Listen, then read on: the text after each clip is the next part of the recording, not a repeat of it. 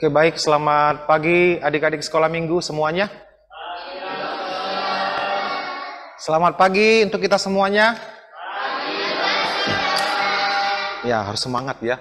Ini hari Tuhan, kita datang ke rumah Tuhan dengan penuh sukacita, penuh dengan semangat ya. Nah, kita akan menyanyikan pujian kita. Yang pertama adalah lagu pujian Mars Sekolah Minggu. Kita nyanyikan bersama-sama ya.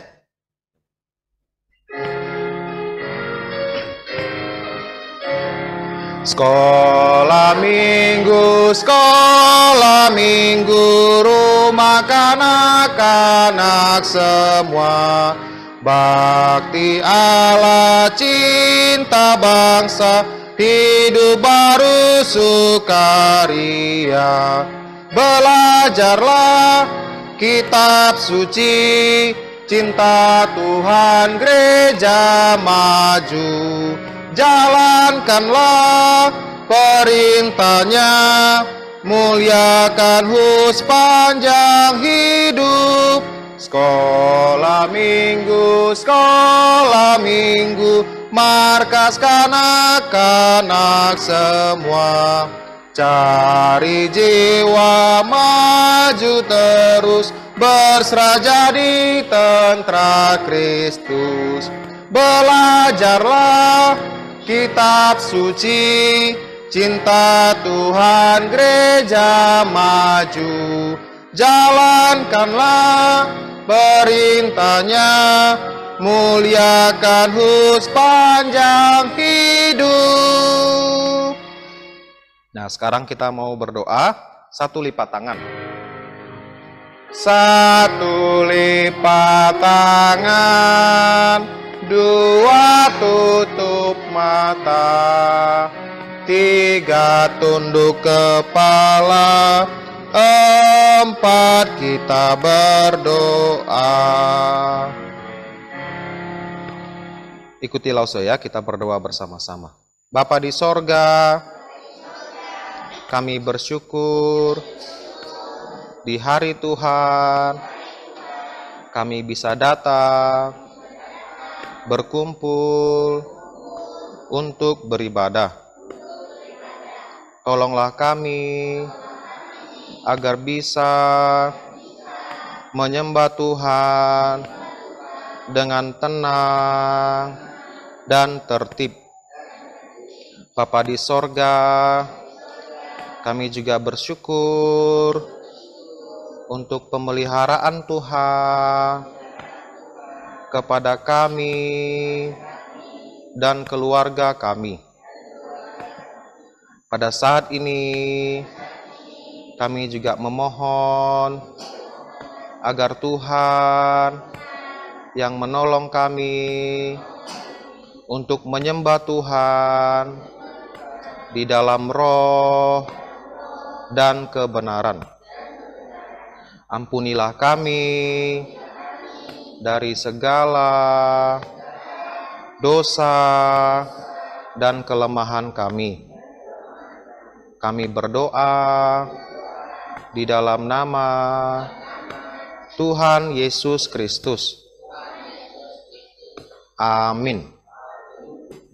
Oke. Nah, setiap kali kalau kita nyanyi lagu satu lipat tangan, semua harus lipat tangan sambil nyanyi ya. Jangan satu lipat tangan tapi tangannya masih gini ya. Ikuti gerakannya semuanya ya. Oke, kita lanjut. Lagu berikutnya Percaya dan Patuh. Nah, ini ada dua ayat lagunya, kita akan nyanyikan bersama-sama. Percaya dan Patuh.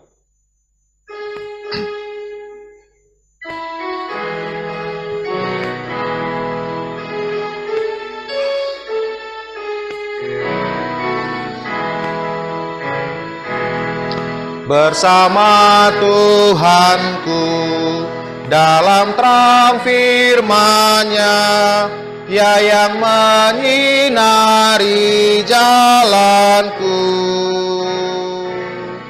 Ku turut perintah-Nya, Dia tinggal dalamku, beserta umat-Nya yang patuh. Percayalah dan patuh padanya, pasti kau dikasihnya. hanya percayalah. Hilang awan gelap, lenyap bayang maut, saat tampak wajah Tuhanku. Hilanglah bimbangku, lenyap air mataku, percaya dan patuh padanya. Percayalah dan patuh padanya, pasti kau dikasihnya, hanya percayalah. Nah, seperti judul dari lagu ini, percaya dan patuh. Kalau kita percaya kepada Tuhan, maka kita tunjukkan dengan kepatuhan kepadanya. Nah, hari ini di kelas tengah ya, kelas 2 sampai kelas 5 SD, kalian akan belajar bagaimana umat Tuhan itu harus mengikuti apa yang Tuhan mau. Ketika kita bilang Tuhan Yesus adalah Tuhan saya, maka apa yang dia bilang, apa yang dia katakan, apa yang dia firmankan, akan saya lakukan. Nah, jadi kalau kita bilang kita adalah umat Tuhan, maka apapun yang Tuhan katakan harus kita lakukan. Betul sekali. Kalau kita percaya, maka kita harus taat. Kalau kita tidak percaya, maka kita tidak taat. Kan begitu, ya. Jadi siapa di sini yang sudah percaya Tuhan? Kalau saya mau lihat. Yakin ya, jangan lihat kiri kanan ya. Kalau kalian sudah yakin, percaya Tuhan, maka tugas berikutnya adalah kita taat. Tunjukkan rasa percaya kita kepada Tuhan dengan mematuhi perintah Tuhan, ya. Jadi semua perintah Tuhan kita patuhi, kita lakukan. Oke, kita nyanyikan satu kali lagi lagu ini, satu ayat saja ya. Satu ayat yang pertama kita nyanyikan bersama-sama, ya Bu.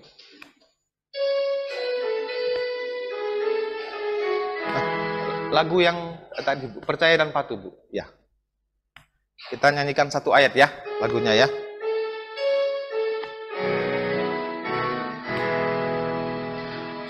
Bersama Tuhanku dalam terang firman-Nya, Ia yang menyinari jalanku. Ku turut perintah-Nya, Ia tinggal dalamku, beserta umat-Nya yang patuh. Percayalah dan patuh padanya, pasti kau dikasihnya, hanya percayalah. Ya, amin ya untuk pujian ini. Nah, berikutnya kita mau nyanyikan lagu Tuhan Yesus Aku Berjanji. Nah, ini adalah pujian yang kita nyanyikan sekaligus kita berjanji juga di hadapan Tuhan ya. Jangan asal nyanyikan tanpa kalian pahami maknanya. Jadi di sini Tuhan Yesus Aku berjanji, sambil kita berjanji, sambil kita memuji nama Tuhan. Ya, kita nyanyikan lagu ini dengan menghayati liriknya ya, kata-katanya. Oke, Bu.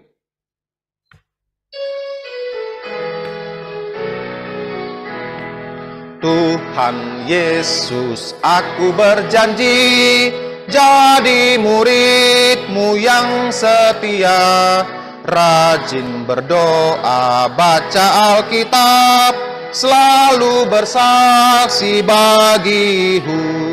Akal iblis aku menolak, firman Allah aku menurut, mulai sekarang sampai selamanya, tetap setia pantang mundur. Nah, kalau kalian perhatikan kata-kata yang ada di sini, sebelum kita bisa melawan akal muslihat si iblis, maka kamu harus berdoa, rajin berdoa, baca Alkitab, kemudian kita bisa bersaksi tentang Tuhan kepada orang-orang di sekitar kita.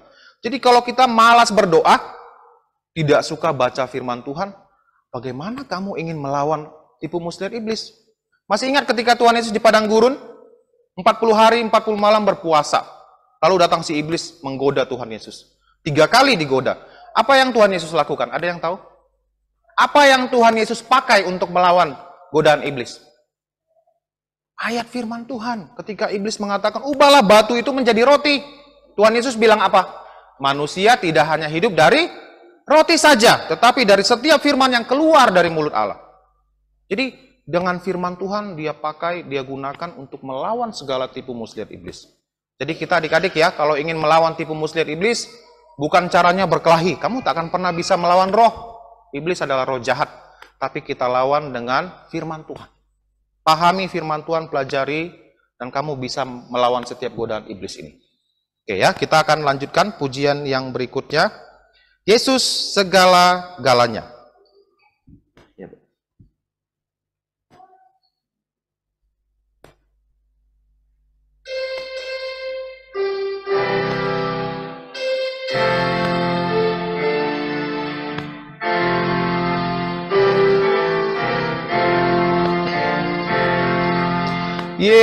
Yesus segala-galanya, mentari hidupku,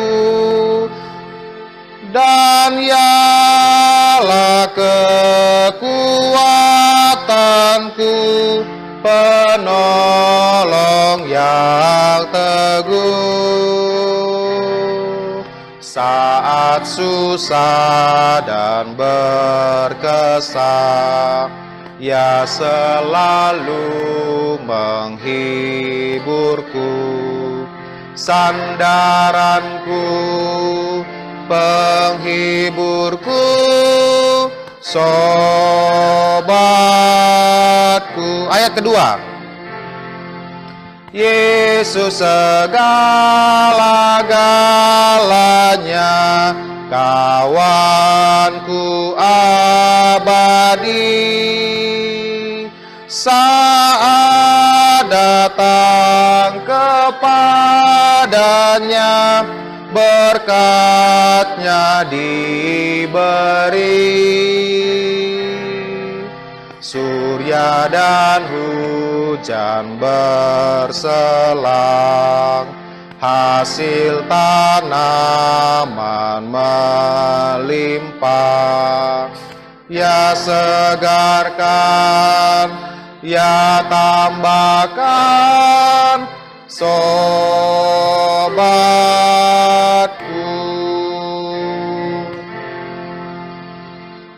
Oke, kemudian kita mau nyanyikan lagu persembahan anak-anak sekolah minggu ya. Jadi 2 lagu digabung, tapi nanti setelah lagu ini ada intro ya. Barulah kita nanti sambung lagu berikutnya yang berjudul Dengan Lembut Tuhan Yesus Memanggil. Nah, di sini lagu Aku Punya Rahasia ini punya gerakan ya. Jadi sekarang Lause minta kita semua berdiri. Baik Lause juga anak-anak semua berdiri. Ikuti Lause gerakannya ya. Setelah itu nanti kita ada intro, lalu kita sambung lagu yang kedua ya. Oke.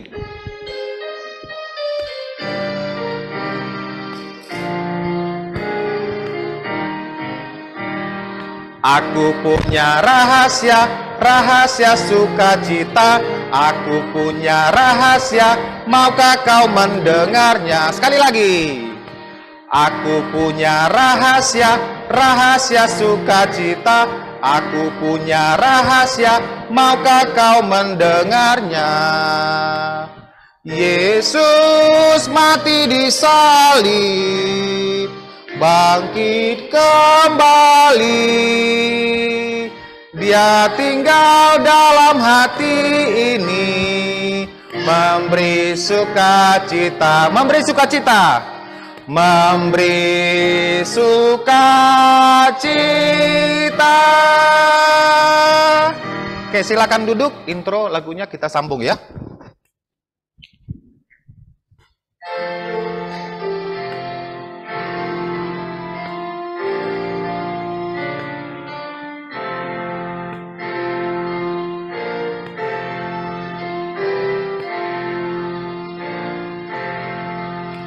Dengan lembut Tuhan Yesus memanggil, Ia panggil kau pulanglah. Dengan sabar Ia menengok dan tunggu kau menyambut dia. Pulang, pulang, yang kelelahan pulang. Dengan lembut Tuhan Yesus memanggil, yang berlelah pulanglah. Ya, amin untuk pujian ini. Nah, sekarang kita akan mengumpulkan persembahan. Ya, hari ini yang mengumpulkan persembahan adalah kelas 6. Sudah dipilih Lause Selfie tadi ya, 2 orang. Kelas 6 yang mengumpulkan persembahan, silakan kita nyanyikan lagu Beri Syukur, Beri Syukur.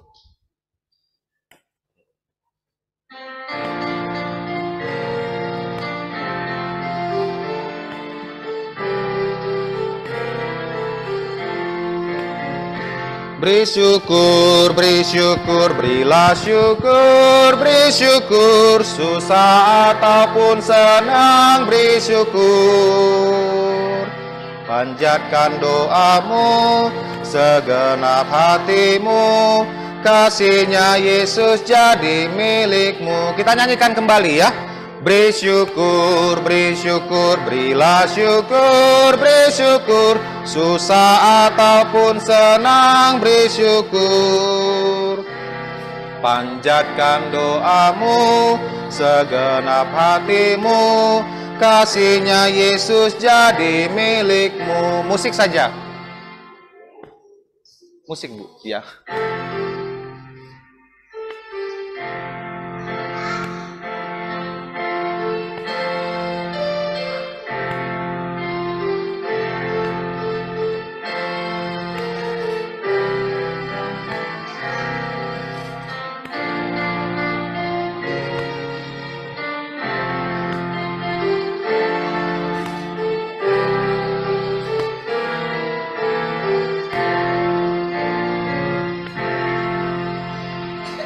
Oke, kita akan berdoa bersama-sama. Semuanya tunduk kepala, tutup mata, lipat tangannya, kita berdoa ya. Bapa di sorga, kami bersyukur untuk setiap berkat yang telah Engkau berikan kepada keluarga kami. Pada saat ini, kami telah memberikan persembahan kami kepada Tuhan. Kiranya Tuhan memberkati dan berkenan kepada persembahan kami, sehingga bisa dipakai untuk pelayanan di rumah Tuhan. Berkatilah juga pekerjaan orang tua kami, berikan kepada mereka kesehatan, perlindungan dalam bekerja.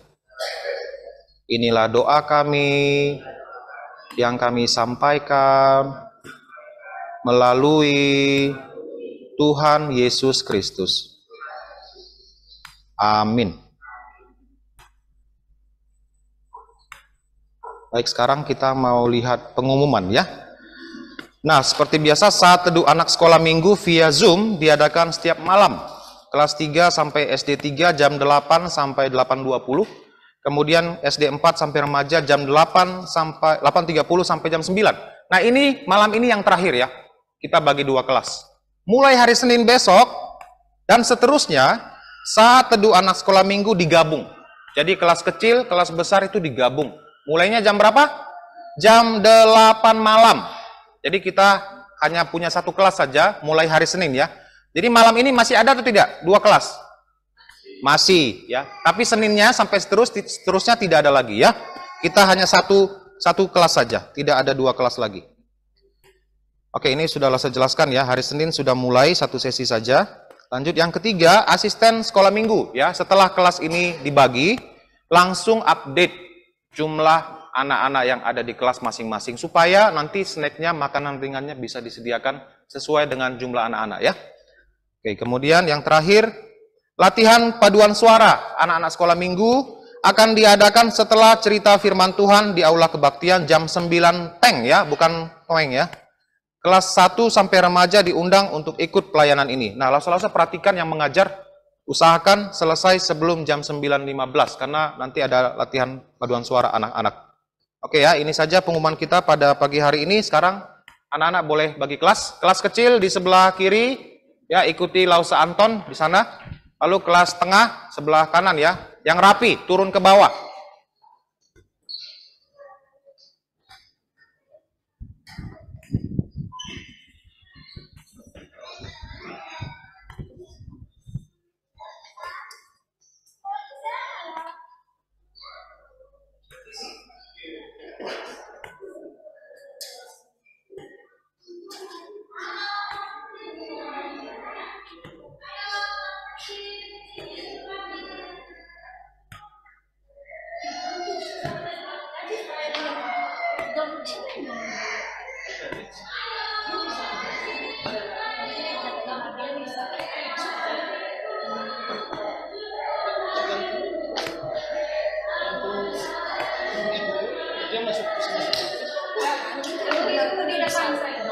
Enggak, pakai punya saya. WhatsApp saya.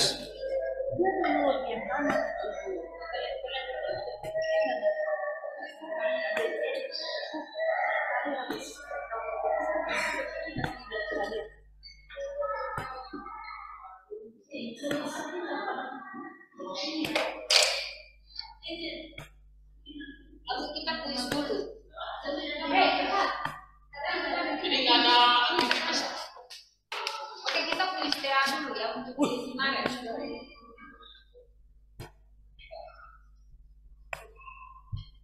Gampang aja dulu. Kamu tutup mata pun bisa.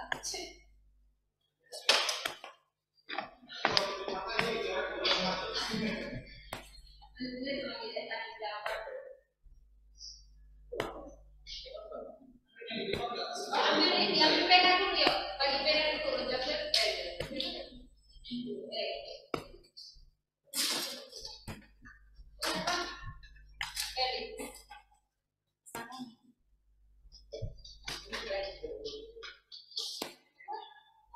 Gampang kan? Di mata pun bisa jawab.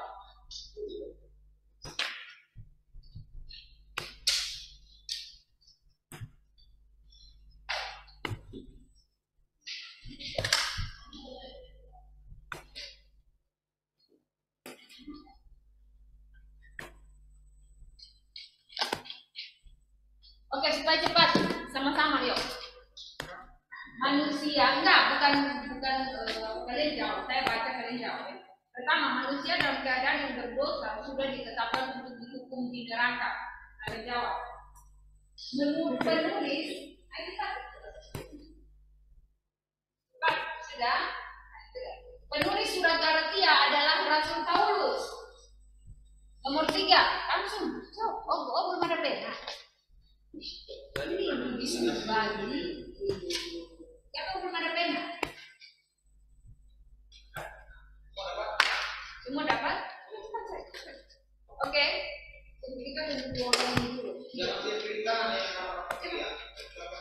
Ini saya bacakan dulu nomor 1. Manusia dalam keadaan yang berdosa sudah ditetapkan untuk dihukum di neraka. Jawab si bertiga. Nomor 2, jawab sekarang. Nomor 2, penulis surat Galatia adalah Rasul Paulus. Dan jangan nyontek. Oke, nomor 3, memberi persembahan kepada Tuhan adalah mengembalikan kepada Tuhan sebagian dari berkatnya. Silakan jawab.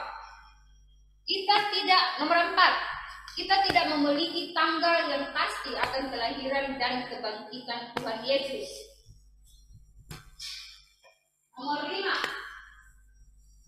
penyembahan berhala adalah dosa karena tidak menempatkan sesuatu atau seseorang lebih penting daripada Tuhan. Mengerti? Oke, nomor 6. Apakah artinya mengasihi Tuhan dengan segenap hati? melakukan apapun untuk menyenangkan Tuhan karena kita mengasihi Dia.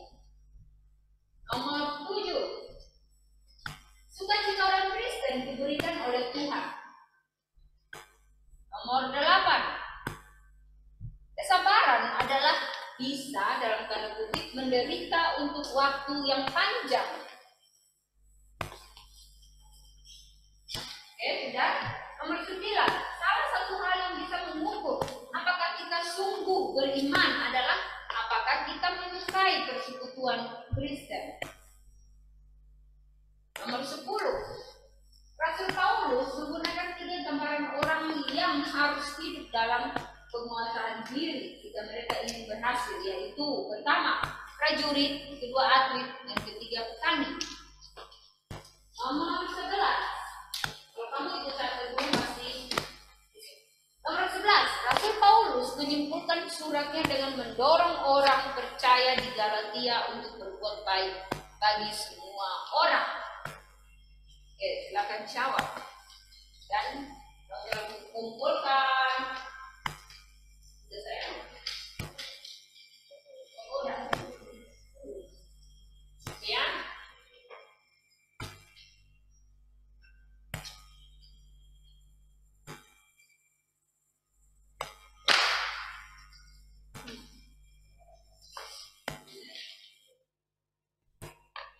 Oke, kita waktu 2 menit lagi. 2 menit aja. Karena ini kita rendah mau latihan lagi kan?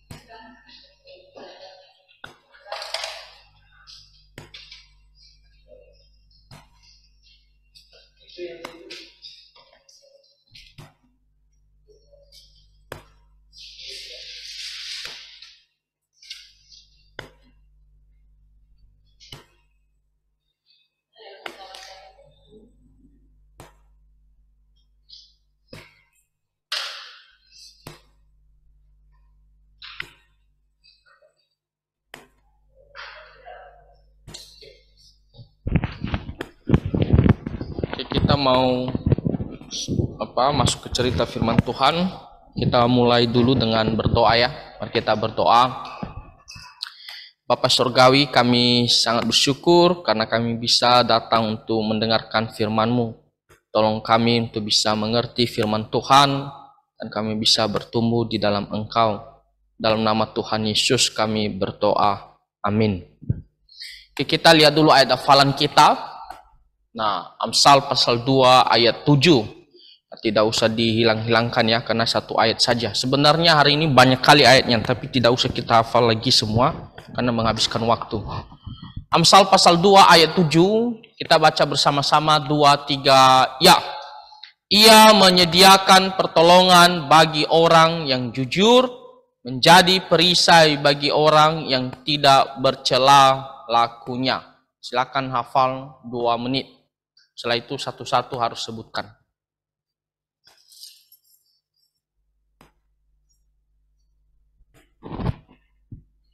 Hafal 2 menit.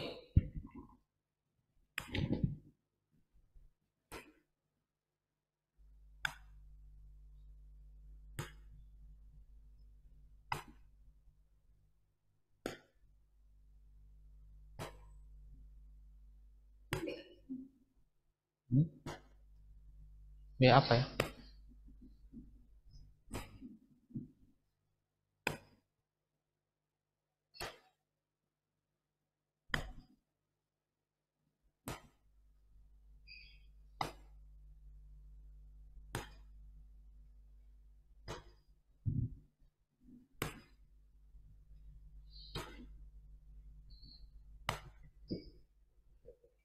Sudah? Kopas sudah? Hafal.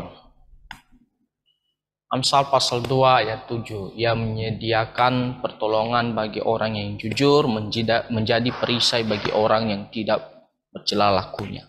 Oke?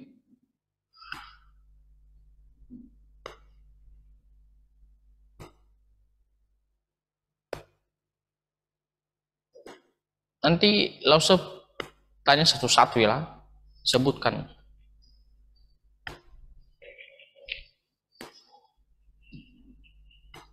Sebenarnya hari ini mulai dari ayat 6 sampai ayat yang ke-10. Tapi langsung ambil satu ayat saja. Karena waktu kita dengar firman Tuhan nanti terbatas, mau latihan paduan suara lagi nanti kan.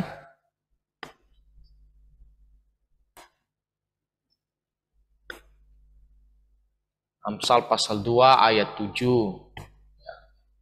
Ia menyediakan pertolongan bagi orang yang jujur, menjadi perisai bagi orang yang tidak bercela lakunya. Gampang aja.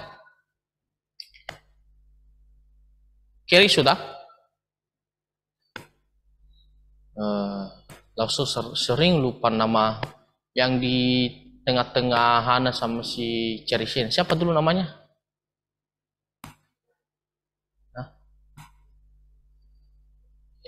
Iza. Coba buka dulu maskernya. Karena Lause kurang bisa tangkap. Kamu apa?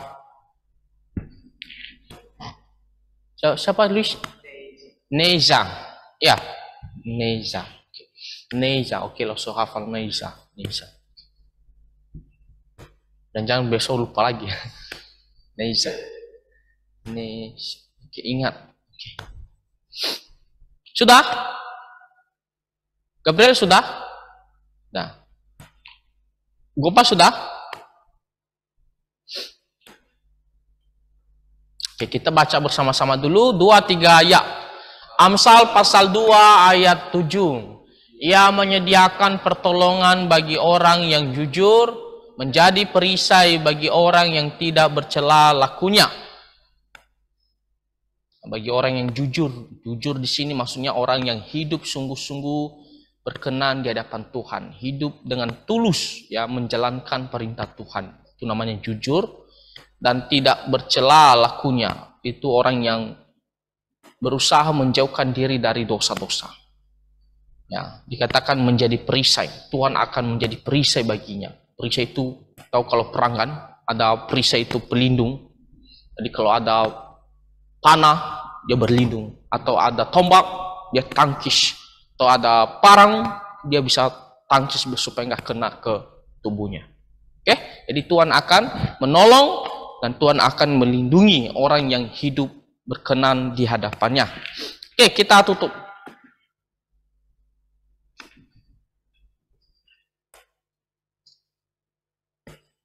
Kenapa? Oke. Kita minta Gabriel.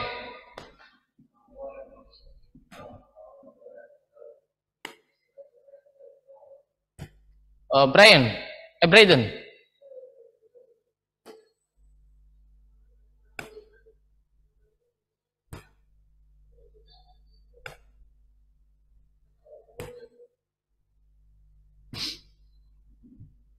Menjadi perisai bagi orang tidak bercela apa?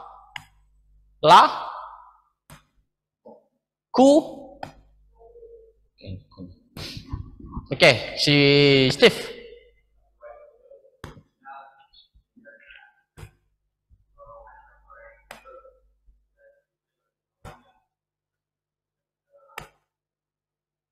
Bagi orang yang tidak bercela lakunya. Oke, lanjut Matius.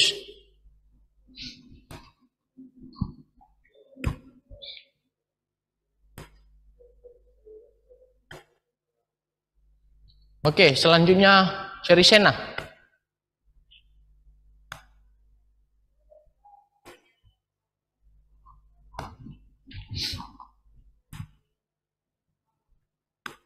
Lanjut.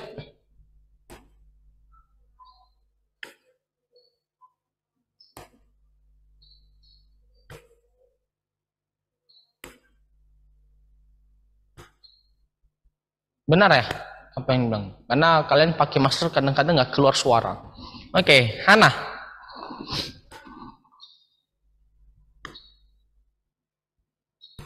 Ya, menyediakan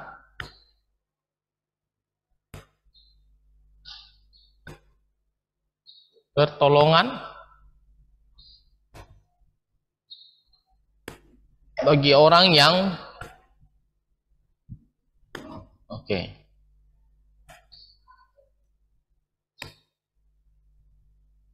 bagi orang yang tidak bercela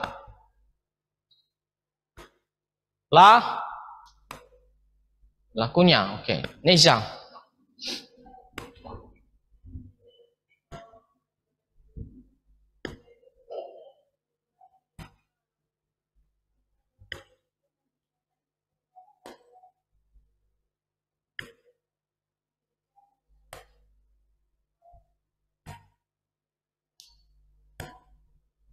Menjadi ya, bukan menjadikan, menjadi. Lanjut, Kerry.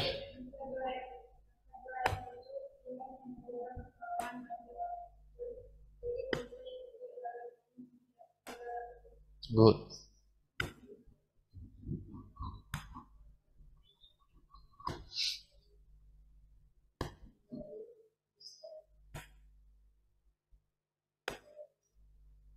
Bagi orang tidak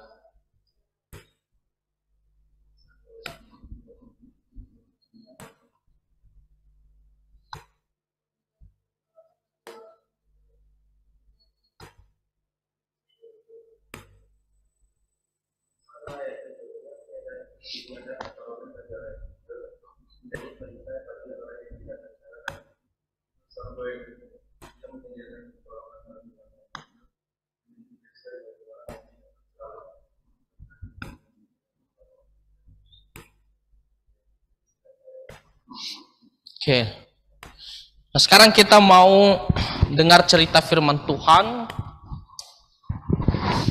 Nah, cerita firman Tuhan pada pagi hari ini adalah pelajaran ke-12, judulnya menempatkan Allah di tempat yang terutama. Baca bersama-sama 2, 3, ya. Menempatkan Allah di tempat yang terutama. Nah, cerita ini diambil dari 4 kitab yang terakhir. Ya, kitab yang terakhir dari Perjanjian Lama, yaitu Zefanya, Hagai, Zakaria, Maleakhi. Jadi ingat aja JH, JM, JH, JM. Ya, Zefanya, Hagai, Zakaria, dan Maleakhi. Oke? Masih ingat 4 kitab sebelumnya yang dipelajari? Yang ngajar waktu itu Losodedi. Itu Losodedi di belakang. Umar Losodedi itu. Mata Losodedi udah besar-besar itu sama kalian. Nah, 4 kitab yang sebelumnya yaitu Yunus, Mikha, Nahum, dan gue pasti dia tahu loh, Nahum, Habakuk, dia udah tahu. Oke. Nah, jadi hari ini kita akan lihat kitab Zefanya, Hagai, Zakaria, dan Maleakhi. Nah, apa yang menjadi tujuan pelajaran kita?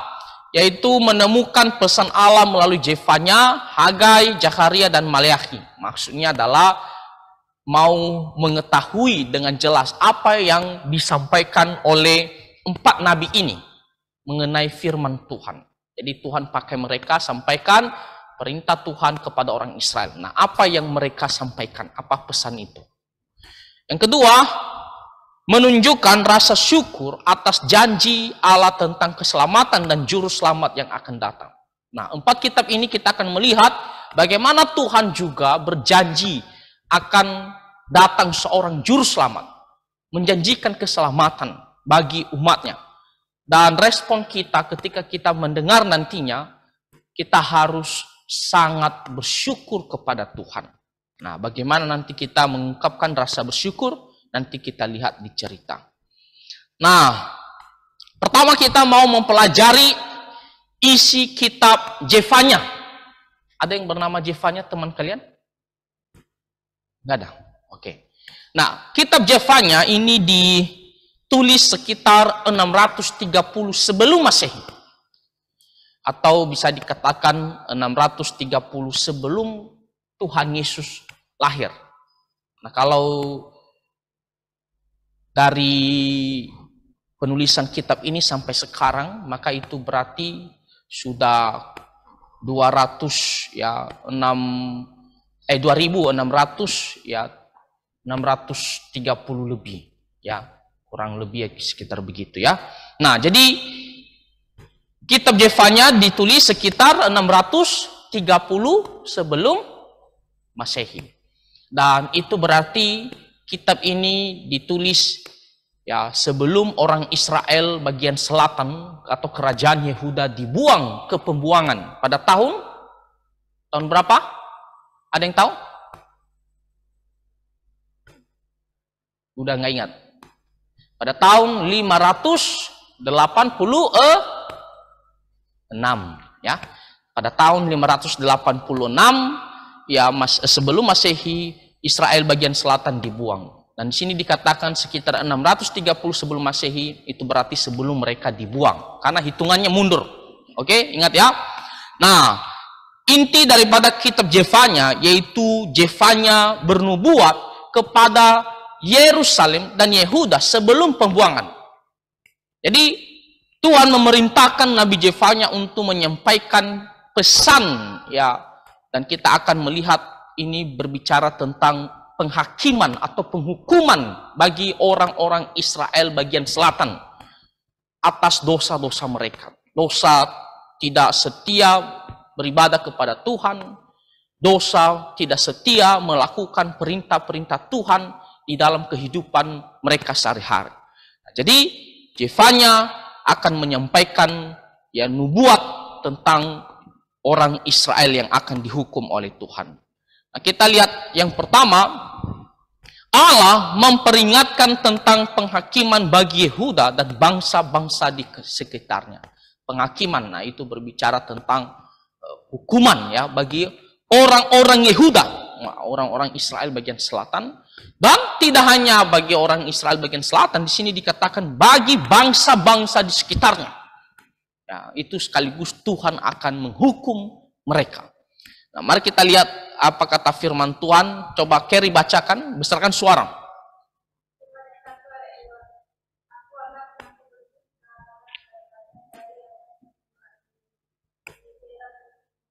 Nah, jelas ya, Tuhan mengatakan dengan tegas, ia akan menyapu bersih. Artinya tidak ada yang sisa. Coba kalau kalian kita kalau sapu di rumah kan belum tentu sampai bersih kan? Pasti masih ada debu sedikit tinggalkan. Tapi di sini dikatakan menyapu bersih, benar-benar bersih, tidak ada yang tinggal. Itu berarti Tuhan benar-benar mau akan menghukum ya orang-orang karena dosa-dosanya. Nah, di sini dikatakan menyapu bersih segala-galanya dari atas muka bumi. Demikianlah firman Tuhan. Zefanya pasal pertama ayat 4 dikatakan, aku akan mengacungkan tanganku terhadap Yehuda dan terhadap segenap penduduk Yerusalem. Tangan Tuhan akan menghajar orang-orang Yehuda dan segenap penduduk Yerusalem. Yerusalem ibu kota Israel kan? Dan di sini dikatakan Tuhan akan menghukum mereka. Dikatakan aku akan melenyapkan dari tempat ini sisa-sisa Baal dan nama para imam berhala. Nah, Baal itu ya salah satu dewa Kanaan yang disembah-sembah oleh orang-orang Kanaan, penyembahan berhala. Ya. Dan di sini dikatakan, aku akan melenyapkan ya praktek penyembahan berhala ini, dan juga orang-orang yang jatuh ke dalam dosa penyembahan berhala ini, Tuhan akan menghukum mereka. Jadi jelas apa yang menjadi pesan dari Nabi Zefanya terhadap orang Yehuda, orang-orang Israel bagian selatan. Tuhan akan menghukum mereka. Yang kedua, Allah memerintahkan pertobatan yang rendah hati. Karena Tuhan akan menghukum mereka, nah, Tuhan mau jangan sampai mereka datang kepada Tuhan hanya karena takut penghukuman. Tapi Tuhan mau dengan kesungguhan, ya, dengan rendah hati, bertobat sungguh-sungguh, pertobatan yang sejati. meninggalkan dosa ya yang telah ya dikecam oleh Tuhan. Ya, misalnya penyembahan berhala ataupun dalam hal melakukan firman Tuhan, tidak ada kasih dan penegakan keadilan. Nah, Tuhan mengatakan mau orang-orang Israel ini bertobat, dikatakan sini memerintahkan loh. Jadi bukan hanya sekedar ya meminta, ya kalau kamu bisa ya kamu bertobat, kalau kamu belum bisa ya belum apa-apa. Bukan tidak apa-apa. Bukan seperti begitu. Di sini kata perintah. Kamu harus bertobat. Dan dikatakan bertobat dengan rendah hati. Nah, coba lihat apa kata firman Tuhan. Kita minta Ruben bacakan berdasarkan suara.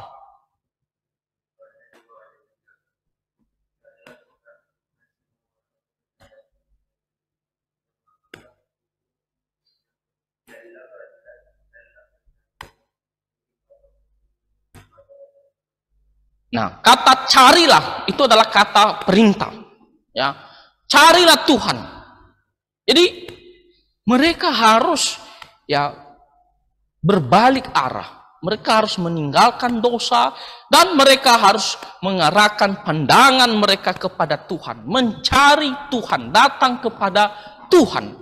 Dikatakan, hai semua orang yang rendah hati di negeri, hai orang-orang yang benar-benar ya mau bertobat, mau benar-benar mau datang kepada Tuhan. Ya. Dikatakan, carilah keadilan, carilah kerendahan hati, mungkin kamu akan terlindung pada hari kemurkaan Tuhan. Kalau kamu mencari Tuhan, di sini dikatakan, maka akan ada belas kasihan Tuhan. Dikatakan kamu akan terlindung dari kemurkaan Tuhan. Terlindung. Kamu tidak akan ikut lenyapkan oleh Tuhan. Mungkin kamu bisa merasakan dampaknya. Karena satu bangsa kan dihancurkan. Ya, mungkin akan merasakan dampaknya, efeknya. Mungkin kesusahan, ya, kesulitan besar. Tapi kamu tidak akan dilenyapkan. Kenapa? Karena Tuhan akan melindungi kamu. Nah, jadi jelas Tuhan meminta mereka mencari Tuhan. Ya, bertobat sungguh-sungguh. Nah, di sini yang ketiga dikatakan Allah berjanji untuk memulihkan umatnya sesudah masa kehancuran dan pembuangan. Nah, Tuhan berjanji ya bahwa Tuhan tidak akan menghukum orang Israel bagian selatan ini secara khususnya selama-lamanya. Tidak selama-lamanya. Walaupun Tuhan marah kepada mereka karena dosa mereka, tapi bukan berarti Tuhan lupa terhadap janjinya bahwa mereka adalah bangsa pilihan Tuhan selama-lamanya. Ya. Tuhan tidak lupa janjinya bahwa Dia akan memelihara mereka selama-lamanya. Dia tetap ingat. Tapi ketika mereka berdosa, Tuhan akan hukum mereka. Nah, jadi di sini Tuhan memberikan janji akan memulihkan, akan membawa mereka kembali ya dalam keadaan baik ya setelah masa kehancuran dan pembuangan ke Babilonia. Nah, lihat apa kata firman Tuhan di Zefanya pasal 3:20. Pada waktu itu aku akan membawa kamu pulang, yakni pada waktu aku mengumpulkan kamu. Sebab aku mau membuat kamu menjadi kenamaan dan kepujian di antara segala bangsa di bumi dengan memulihkan keadaanmu di depan mata mereka, firman Tuhan. Jadi Tuhan mengatakan, aku akan membuang orang Israel ini, khususnya bagian selatan, di tanah pembuangan yaitu Babilonia. Dan mereka akan berada di tanah pembuangan itu selama 70 tahun. 70 tahun lama tidak? Indonesia merdeka sekarang berapa tahun sudah? Ada yang tahu? Hah? Nggak ada yang tahu ya? 70 berapa?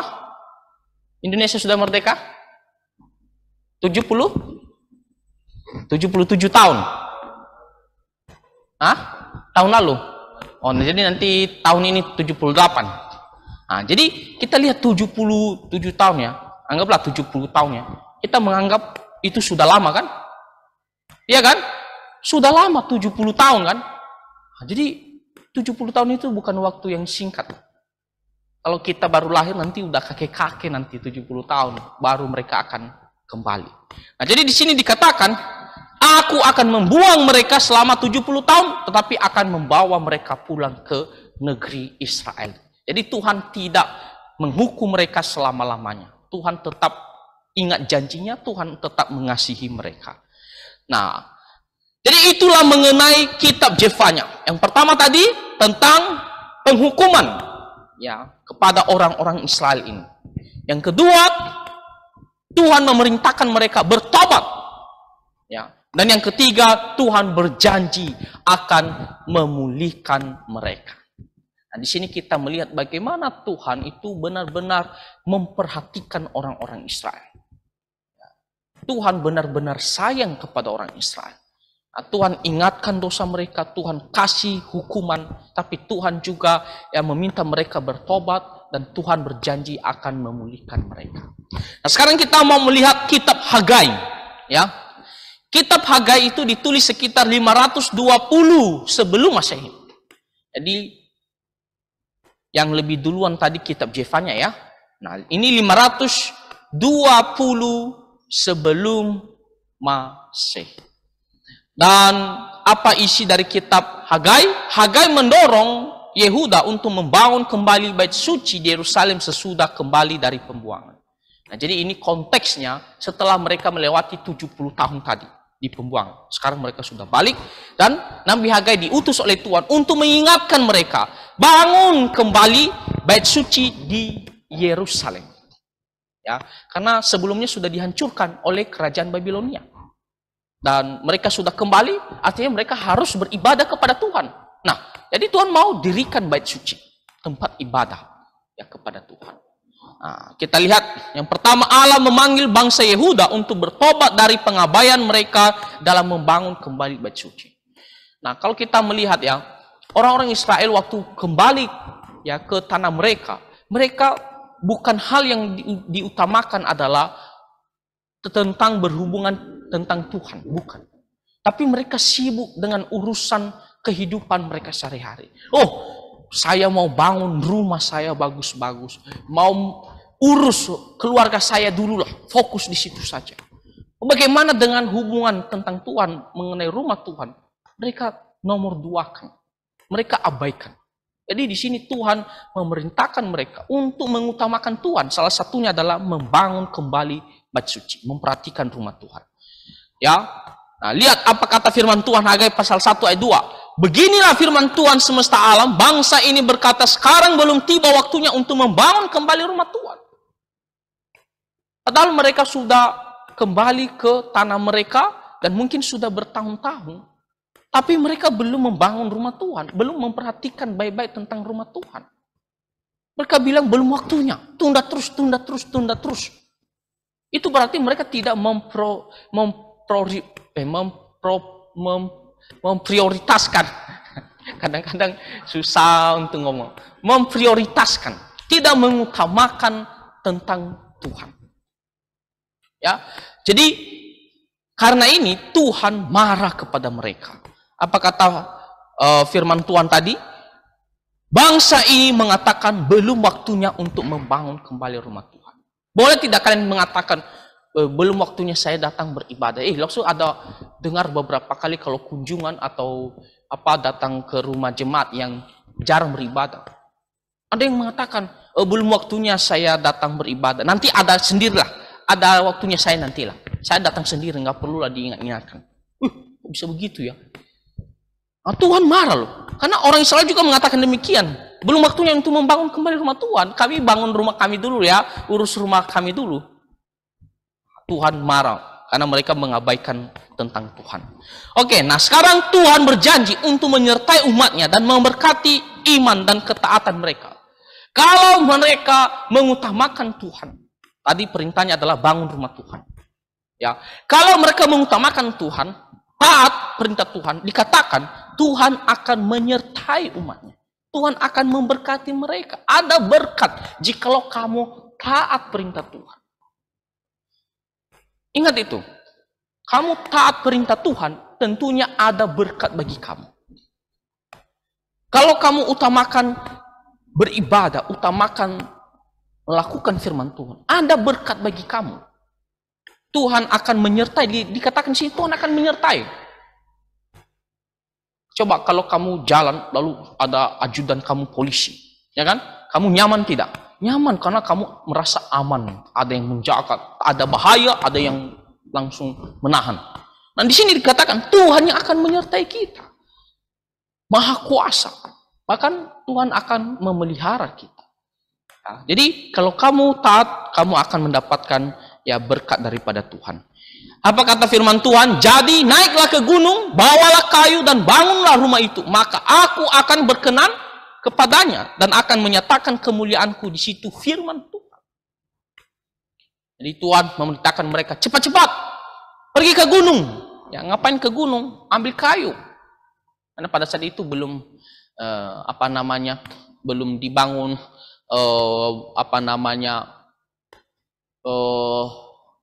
maksudnya dalam mereka itu harus pergi ke gunung, ya cari kayu. Biasanya itu kayu-kayu seperti kayu aras. Kalau kita melihat di dalam Alkitab banyak yang dipakai itu kayu aras, bagus sekali. Dan di situ dikatakan pergi ambil kayu itu dan bangun rumah Tuhan. Maka aku akan berkenan kepada rumah yang dibangun oleh orang Israel itu. Nah, jadi di sini kita melihat Tuhan mau orang Israel mengutamakan Tuhan. Jangan mengutamakan diri sendiri. Jangan mengutamakan urusan kita, kehidupan sehari-hari. Tapi utamakan Tuhan. Kalau kamu mengutamakan Tuhan, tentunya ada berkat daripada Tuhan. Tuhan berkenan. Ini janji Tuhan. Tuhan berkenan kepadamu. Oke? Nah, itulah mengenai kitab Hagai. Sekarang kita lihat kitab Zakharia. Jefanya, Hagai, Zakharia. Ingat, JHJM. Supaya gampang kamu hafal. Nah, Zakharia, kitab Zakharia ditulis sekitar antara 520 ya dengan 470 sebelum Masehi. Jadi ini tidak ada kepastiannya, ya, tapi di antara itu, antara 520 dengan 470 sebelum Masehi. Nah, Zakharia bernubuat kepada orang-orang Yahudi di Yerusalem sesudah pembuangan. Jadi sama dengan Hagai tadi. Intinya waktunya itu setelah pembuangan, ya, setelah mereka kembali dari pembuangan. Ya, setelah mereka melewati 70 tahun. Mereka sudah di tanah Israel, ya, sudah dikembalikan oleh Tuhan. Dan Tuhan bernubuat, ya, apa yang akan disampaikan oleh Tuhan. Yang pertama, Allah memanggil umatnya untuk kembali kepada Dia dan membangun kembali bait suci. Jadi ini intinya, ini berhubungan tentang Tuhan, utamakan Tuhan. Dan salah satunya di sini yang utama adalah rumah Tuhan, tempat ibadah. Ya. Jadi mereka harus datang untuk membangun rumah Tuhan. Apa kata firman Tuhan? Zakharia pasal 1 ayat 3. Kita minta Matius besarkan suara.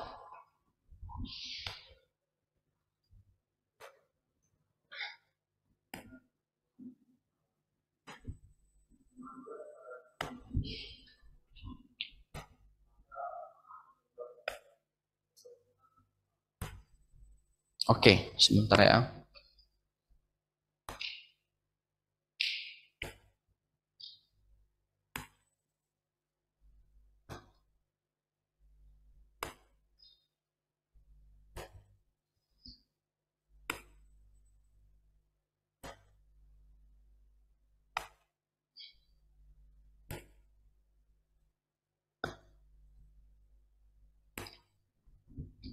Oke, nah di sini dikatakan kitab, ada sedikit masalah tadi di Zoom. Oke.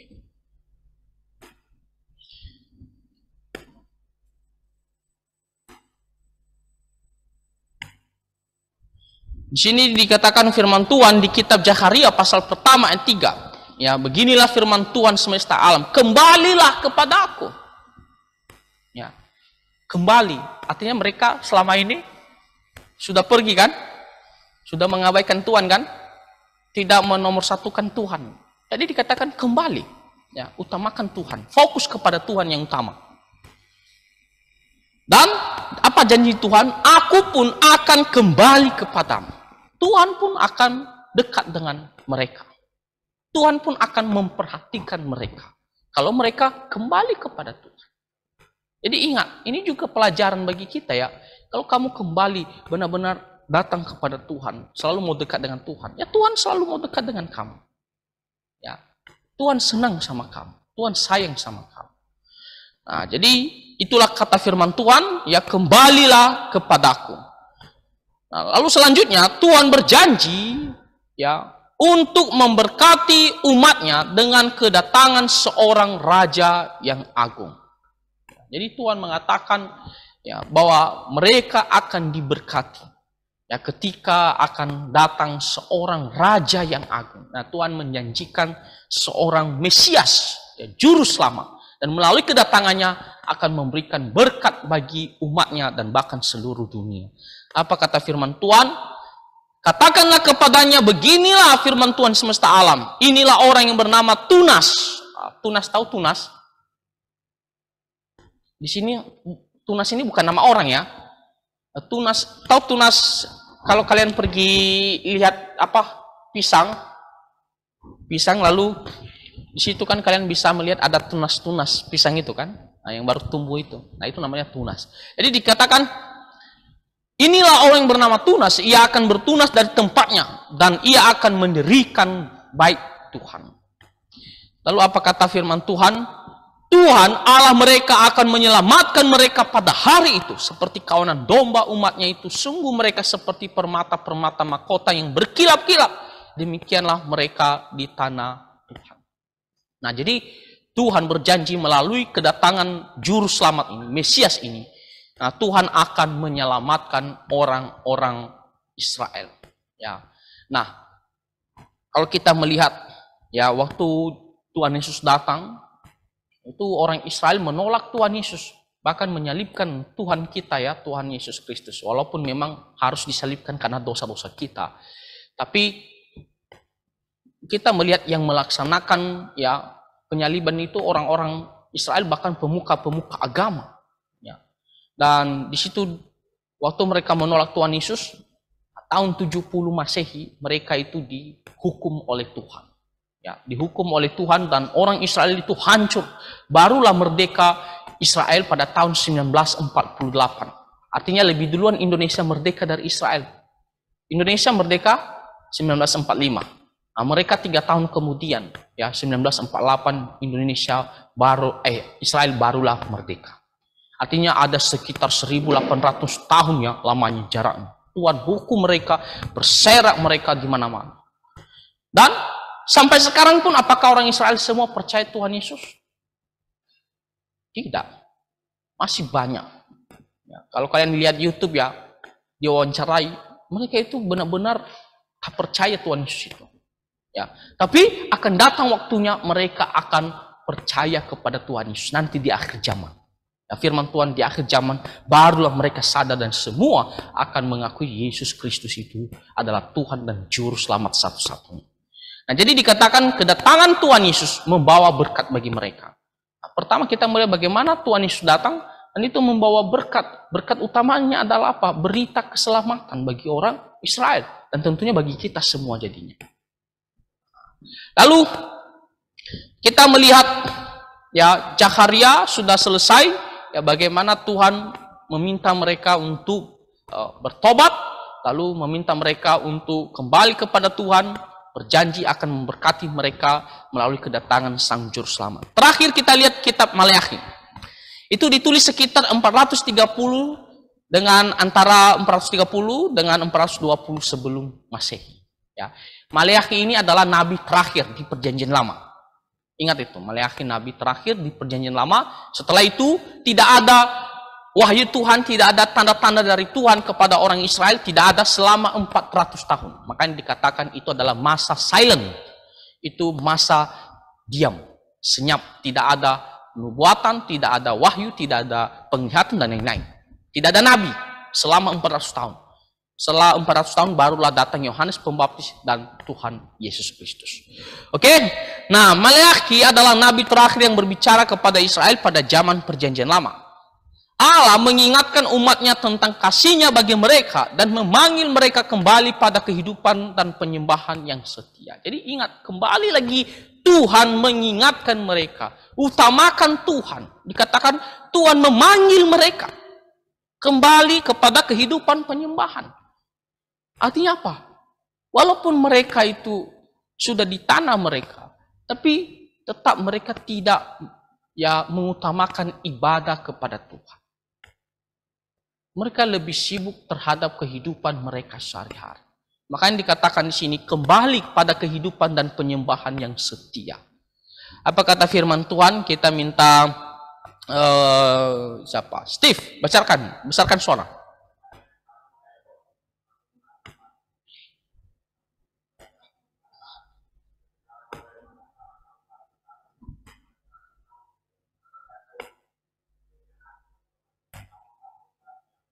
Nah, Tuhan mengatakan aku mengasihi kamu. Jadi bukan berarti Tuhan mengatakan kalian kasih aku, utamakan aku. Sebelumnya Tuhan tidak mengasihi mereka. Bukan seperti demikian. Mereka harus mengasihi Tuhan. Kenapa? Karena Tuhan sudah mengasihi mereka terlebih dahulu. Mereka harus mengutamakan Tuhan karena Tuhan sudah mengutamakan mereka terlebih dahulu. Ya, mulai dari nenek moyang mereka, Yakub. Tuhan mengasihi Yakub bukan karena Yakub baik. Kita lihat Yakub, namanya saja Yakub, artinya penipu. Ya kan? Tapi Tuhan mengasihi Yakub bukan karena dia baik. Benar-benar murni, belas kasihan Tuhan. Tuhan memilih Yakub bukan karena ada sesuatu pertimbangan. Bukan, tapi karena memang murni kasih Tuhan. Jadi kalau dari situ saja Tuhan sudah menunjukkan mengasihi Yakub dan orang Israel. Dan kita lihat tadi bagaimana Tuhan sudah hukum. Tuhan pun berjanji akan membawa mereka. Dan Tuhan bawa. Tuhan selamatkan mereka. Jadi Tuhan mengatakan, aku telah mengasihi kamu. Maka kamu harus mengasihi aku. Apa kata firman Tuhan? Bawalah seluruh persembahan persepuluhan itu ke dalam rumah perbendaharaan. Nah, di sini masalah orang Israel adalah tidak melakukan kewajiban mereka kepada Tuhan. Dalam hal beribadah. Ingat, salah satu bagian ibadah adalah memberikan persembahan persepuluhan. Ya, persepuluhan harus diberikan kepada Tuhan. Itu adalah hak Tuhan 100%, 10% dari penghasilan. Nanti adik-adik kalau sudah besar, sudah dapat penghasilan sendiri, sudah kerja dan dapat uang sendiri dari hasil kerja itu, kamu harus memberikan persepuluhan. 10%. Misalnya kamu dapat 3 juta. Berapa 10% situ? 300. Itu kamu harus berikan kepada Tuhan. Itu adalah hak Tuhan 100%. Yang lainnya itu adalah milikmu. Kamu bisa berikan persembahan. Persembahan itu tidak ditentukan jumlahnya. Ya, tapi kamu harus berikan dengan tulus dan sesuai dengan kemampuan kamu. Jadi di sini dikatakan kamu harus memberikan persepuluhan. Ya, dan itu berarti orang Israel di sini tidak peduli tentang persepuluhan ini, sehingga tidak ada persediaan makanan untuk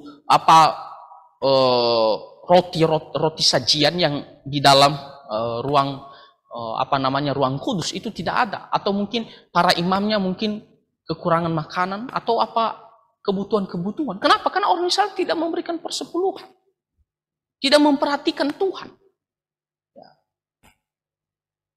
Mereka menomorduakan hal itu. Makanya Tuhan mengatakan, bawalah seluruh persembahan persepuluhan itu. Dan dikatakan, aku akan memberkati kamu. Ya, ujilah aku. Aku akan membuka bagimu tingkap-tingkap langit dan mencurahkan berkat kepadamu. Maksudnya, kalau kamu taat, Tuhan akan memberkati kamu. Jadi di sini kita melihat bagaimana Tuhan fokus menyampaikan orang Israel harus mencari Tuhan, mengutamakan Tuhan, memperhatikan hal yang utama tentang Tuhan. Ya. Di sini dosa Israel adalah mengabaikan persepuluhan. Ya. Nah, jadi itulah kitab Maliaki. Yang kedua adalah Allah bernubuat kedatangan juru selamat dan berbicara tentang hukuman dan kemurahan yang akan ia bawa. Tuhan berjanji akan datang seorang juru selamat. Ya. Dan apa kata firman Tuhan? Lihat aku menyuruh utusanku supaya ia mempersiapkan jalan di hadapanku. Artinya Tuhan akan datang, tapi Tuhan akan mengutus seseorang di mana lebih duluan datang untuk mempersiapkan jalan bagi Tuhan. Siapakah itu? Siapa yang mempersiapkan jalan bagi Tuhan Yesus? Ada yang tahu? Nggak ada yang tahu. Yang pergi kemana-mana dia bilang, bertobatlah sebab kerajaan Allah sudah dekat. Lalu waktu dia lihat Tuhan Yesus, dia bilang, waktu dia bilang dia akan datang, dia akan makin besar sedangkan saya makin kecil. Siapa itu? Yohanes Pembaptis, ya. Jadi itulah utusan yang mendahului Tuhan Yesus Kristus. Nah, lalu apa kata firman Tuhan? Aku akan mendekati kamu untuk menghakimi dan akan segera menjadi saksi terhadap tukang-tukang sihir dan penjahat-penjahat. Jadi Tuhan akan melalui kedatangan Tuhan Yesus, dia akan menyatakan hukumannya bagi orang yang tidak taat, tidak percaya kepada Tuhan. Ya, dan kita melihat bagaimana Tuhan mengecam orang-orang, ya, orang-orang Israel, dosa-dosa mereka. Tapi kalau mereka taat, percaya kepada Tuhan, ya Tuhan akan selamatkan mereka. Nanti di akhir zaman, ya mereka semua akan bertobat. Tapi sekarang mereka belum semua bertobat. Nah, bahwasanya aku Tuhan tidak berubah dan kamu Bani Yakub tidak akan lenyap. Nah, Tuhan kembali memberitahu bahwa dia tetap sayang kepada orang Israel. Tidak pernah berubah. Janjinya bahwa orang Israel adalah bangsa pilihannya tidak pernah berubah. Ya, walaupun satu sisi dia menyampaikan hukuman, tapi satu sisi dia menyampaikan tentang kasih sayangnya, keselamatan bagi orang Israel dan bagi kita semua. Sekarang kita lihat hal yang harus kita perhatikan dari keempat kitab ini. Yang pertama, 4 nabi menyampaikan pesan hukuman bagi orang Israel dan belas kasihan jika mereka bertobat sungguh-sungguh. Jadi kita sudah melihat tadi bagaimana Tuhan menyampaikan hukuman dan juga belas kasihan jika mereka bertobat. Nah, demikian juga kita. Bukan hanya orang Israel. Kalau kita berdosa, ya Tuhan akan memberikan ganjaran, pendisiplinan. Walaupun kita sudah percaya Tuhan Yesus, tapi di dunia ini, ketika kamu berbuat dosa, ya Tuhan akan berikan ganjaran. Misalnya kita mencuri, kita ditangkap orang, itu sebagai hukuman. Atau dipukul orang tua, itu sebagai hukuman. Tapi Tuhan mengatakan, kamu harus bertobat. Kalau kamu bertobat sungguh-sungguh, maka Tuhan akan kembali sayang kepada kamu. Tapi bertobat sungguh-sungguh, ya, bukan bertobat ya asal-asalan, palsu, tapi bertobat sungguh-sungguh. Jadi ada hukuman, ada pendisiplinan, tapi ada belas kasihan jika kita bertobat sungguh-sungguh. Yang kedua, kita harus bersyukur bahwa Tuhan menepati janji keselamatan melalui anaknya yang tunggal, Tuhan Yesus Kristus Sang Juru Selamat. Kita juga bersyukur bagaimana Tuhan, ya tadi menubuatkan akan datang Sang Juru Selamat, penyelamat. Itu Tuhan Yesus, dan Tuhan Yesus sudah datang. Tuhan menepati janjinya, maka kita harus bersyukur. Dan bagaimana cara mengekspresikan, mengungkapkan ucapan syukur kita? Pertama, kita memuji Tuhan. Nah, itu kan nanti ada paduan suara kan? Nah, itu juga kenapa kita ikut paduan suara, Adik? Jangan pulang, ikut paduan suara. Sebagai rasa syukur kita, karena Tuhan Yesus telah datang menyelamatkan kita. Tuhan setia terhadap janji. Ya. Nah, di sini dikatakan, ya kita harus bersyukur kepada Tuhan. Apalagi dalam hal beribadah. Kita harus datang mengutamakan ibadah setiap hari Minggu. Jangan malas datang ke gereja ataupun utamakan pergi jalan-jalan atau ke mall. Ataupun gara-gara kamu mau ujian, kamu tidak datang ibadah. Itu tidak benar. Itu berarti kamu tidak mengutamakan Tuhan. Atau kamu mungkin datang ibadah tapi kamu tidak perhatikan. Kamu pikirannya lain atau kamu tidur atau mungkin kalau rame kan. Ini kan tidak rame, makanya tidak ada kesempatan main handphone. Tapi kalau rame, mungkin main handphone dia. Atau mungkin saat teduh, kadang saat teduh, matanya kepalanya muncul, tapi matanya di bawah main handphone. Nah, itu berarti kamu tidak mengutamakan Tuhan. Kamu tidak mengungkapkan ucapan syukur kamu kepada Tuhan. Nah, apalagi dalam hal melayani, kita main piano atau apa yang kita bisa lakukan untuk Tuhan. Ya, bawa teman ke gereja, itu juga sebagai rasa syukur kita kepada Tuhan. Karena Tuhan telah menyelamatkan kita. Ya, apalagi dalam hal ketaatan firman Tuhan. Misalnya ada godaan, ya dalam hal mencuri. Ya kita tolak untuk tidak mencuri. Supaya apa? Karena kita tahu bahwa kita ini sudah diselamatkan oleh Tuhan. Dan kita harus bersyukur kepada Tuhan melalui ketaatan firman Tuhan. Nah, jadi ada di sini kita, pelajaran hari ini, mengingatkan kita atau mengajarkan kita mengutamakan Tuhan dalam kehidupan kamu sehari-hari. Tuhan yang utama. Bukan kita, bukan orang tua kita, bukan guru kita, tapi Tuhan yang paling utama. Nah, jadi jangan ada alasan saya tidak bisa ibadah karena saya mau ujian, atau saya tak bisa ibadah karena saya malas bangun. Nah, itu artinya kamu tidak mengutamakan Tuhan. Oke, kiranya firman Tuhan ini bisa kita mengerti dan Tuhan menolong kita semua. Mari kita bersatu di dalam doa. Bapa Surgawi, kami sangat bersyukur untuk firman Tuhan. Tolonglah kami supaya melalui firman-Mu kami selalu diingatkan bahwa kami harus mengutamakan Tuhan.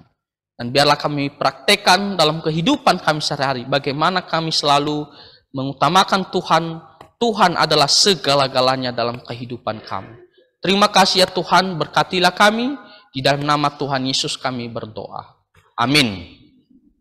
Oke, kita sudah selesai dan kita nggak ada aktivitas ya. Karena berhubung mau latihan paduan suara. Tuhan memberkati.